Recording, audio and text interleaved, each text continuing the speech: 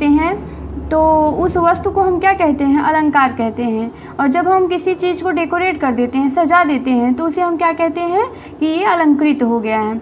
जिस प्रकार एक स्त्री को यदि आभूषण पहना दिया जाए तो उस स्त्री के सौंदर्य में वृद्धि हो जाती है, उसी प्रकार साहित्य या काव्य भी अलंकारों के प्रयोग से उसमें चार चांद लग जाते हैं। तो चलिए हम अलंकार के बारे में आगे पढ़ते हैं। हम जानते हैं कि संस्कृत की उत्पत्ति अलंकार की उत्पत्ति कब हुई और कहाँ हुई, किसके द्वारा हुई सबसे पहले। तो चलिए देखते हैं। संस्कृत के प्रथम काव्य शास्त्रीय ग्रंथ काव्य शास्त्र में आचार्य भरत के द्वारा अलंकार का प्रथम विवेचन हुआ था। मतलब ये कि संस्कृत का जो काव्य शास्त्रीय ग्रंथ है काव्य शास्त्र, तो इसमें सबसे पहले अलंकार का विवेचन हुआ था। मतलब ये सबसे पहले अलंकार का नाम किस में आया था? संस्कृत के काव्य शास्त्रीय ग्रंथ में, जिसका नाम है काव्य शास्त्र। किसके द्वारा?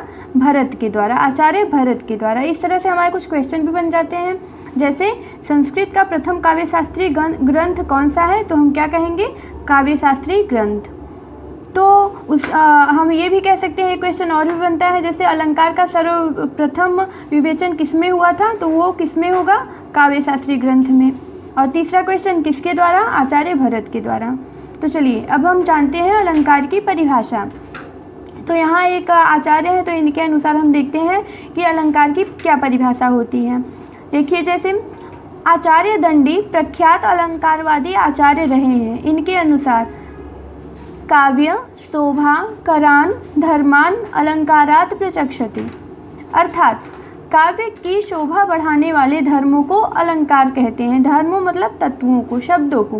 तो यहाँ पे हमने ये लिखा है, यही परिभाषा है अलंकार की, कि काव्य की शोभा बढ़ाने वाले धर्मों को अलंकार कहते हैं। तो अब देखते हैं हम अलंकार के कितने प्रकार होते हैं। तो चलिए देखते हैं।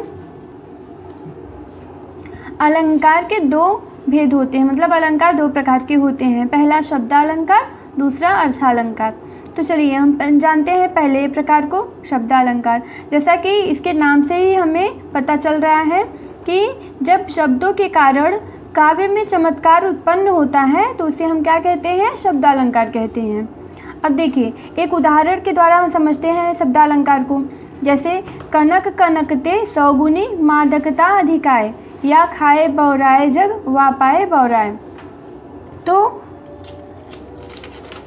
इस उदाहरण को समझने के लिए हम देखिए कुछ यहाँ पे इसके स्पष्टीकरण के रूप में हमने लिख दिया है।